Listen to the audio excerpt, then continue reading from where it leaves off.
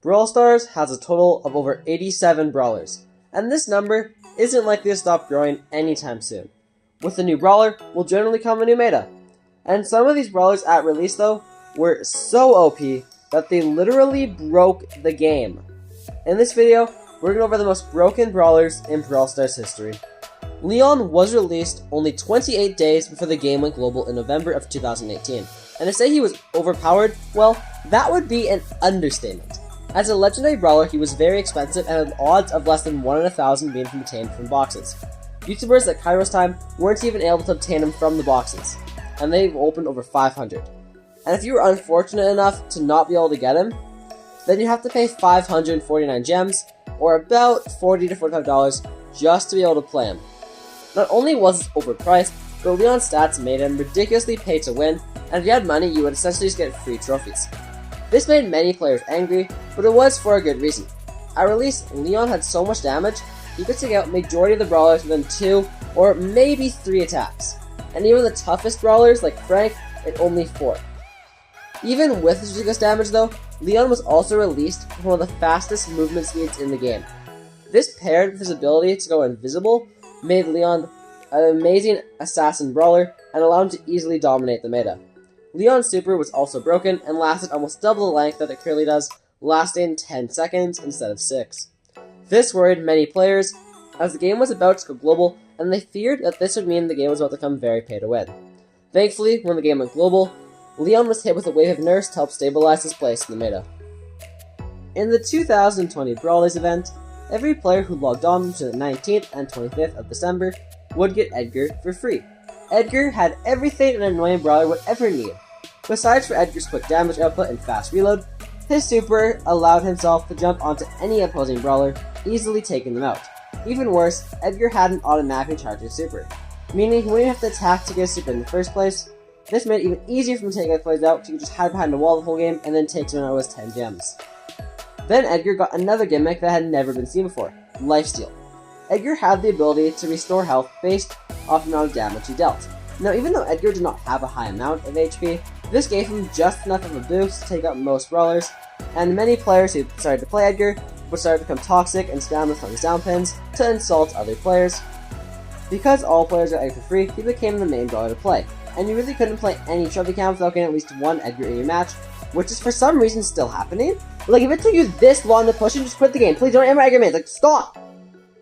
My bad. I'll stop. I'm sorry. Only one Edgar, though, wasn't that common, though, because most matches were only Edgar. Thankfully, though, Edgar will get nerfed just a month later. If you're enjoying the video, please subscribe, and don't forget to leave a like. It helps out a ton. Back to the video. This might surprise you, but when Gene was first added to Brawl Stars, he was ridiculously broken for more reasons than one. The first issue was that the super was way too strong. At release, the super was so powerful that when Gene used it, it would cause the entire server to crash. I'm not lying. Then Gene also had a very versatile kit, with his very spread out attack allowing him to check all bushes at a very large range. Then though, if you were to ignore all the bugs and glitches, Gene was one of the best support brawlers in the game. As his super could grab any enemy through a wall, or anywhere on the map as long in range, Gene could take any teammate towards you. Now this might not sound broken on paper, but if Gene was paired with a high damage teammate like a Shelly, you could shred through any enemy very fast. This then paired with Gene's star power, which would allow your teammates to heal 200 health a second. This made Gene a ridiculously broken brawler, and Gene had received many emergency nerfs in the first week of being released. Remember Janet at release? Probably not, because that was over 20 seasons ago, and Janet was a very versatile brawler, dealing pretty good damage at mid and long range, as well as being able to essentially leave the match and take to the sky and fly around dropping rocks to people from a jetpack. This ability allowed her to essentially leave the match for 6 whole seconds. This made her very powerful in Gym Grab, but also Showdown, as if only a few people were left, you could easily get away and just let everyone else fight to the death. Sort of like Lily's Vanquish gadget, except you'd fly and also be able to damage people while doing it. This super may have been hard to aim and use, however, as it charged only 5 attacks, Janet would have crazy airtime in each match. And in Gem Grab, as the countdown's only 15 seconds, if you were to just get all the gems and then wait about 5 seconds and use your super, odds are your team's going to win because you're probably not going to die in a few seconds when you get back to the ground. Then paired with Janet's gadgets, which were both very good at the time, including Janet's drop the base, which dealt 200 damage a second in a massive area, you could essentially prevent any enemies from healing. This made Janet a very strong brawler, and if paired with any support brawlers, your team would have an extremely unfair advantage. Kenji was added to the game last September, and he was absolutely broken. If he didn't take damage for 5 seconds, he would then get a 90% shield from the next attack. This paired with his already pretty high health made him very strong, and this also meant if he got hit by a Piper or Angelo for 4,000 damage, he would only take 400.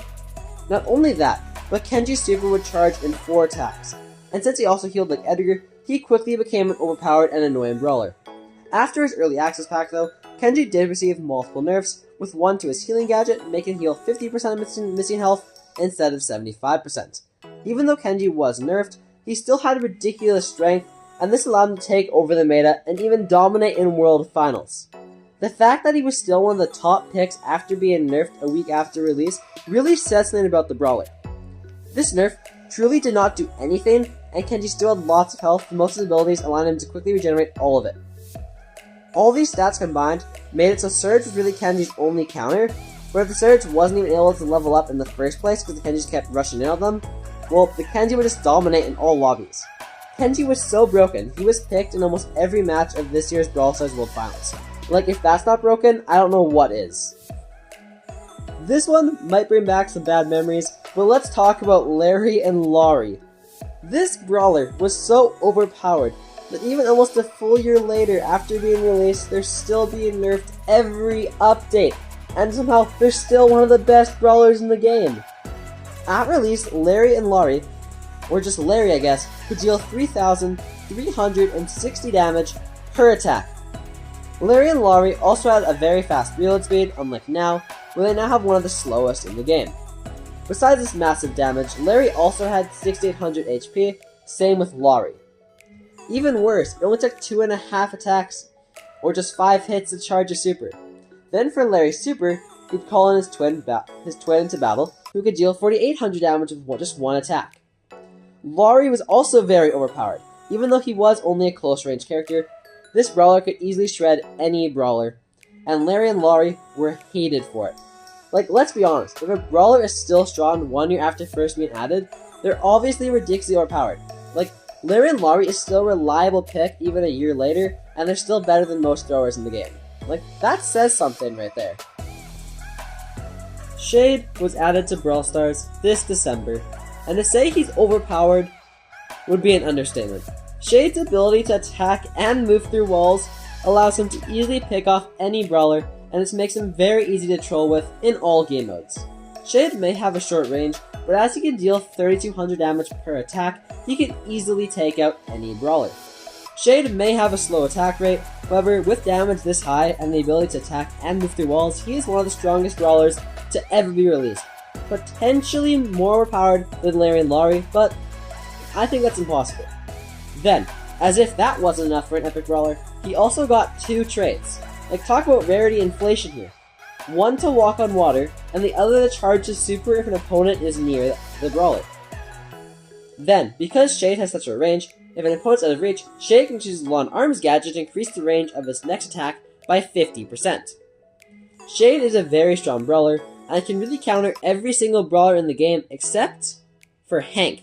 Hank is a true counter to Shade, because Hank is prawn ready. Thanks for watching. As always, let me know your thoughts in the comments down below. Please subscribe, and I'll see you next time.